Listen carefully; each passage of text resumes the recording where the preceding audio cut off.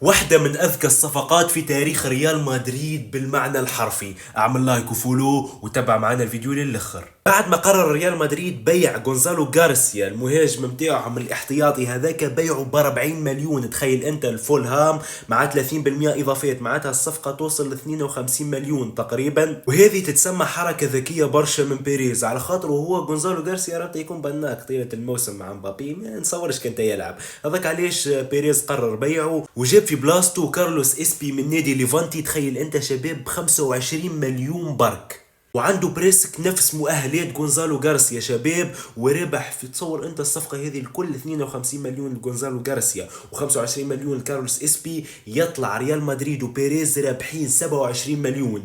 واحده من اذكى الصفقات في تاريخ النادي، اقسم بالله. بيريز القرش بأتم معنى الكلمه. وشفتوه كارلوس اسبي هذا شباب ما يبعدش برشا على غونزالو غارسيا، وينجم يكون حتى خير منه، حاسم برشا قدام المرمى، تجيه الكره ما يضيعهاش.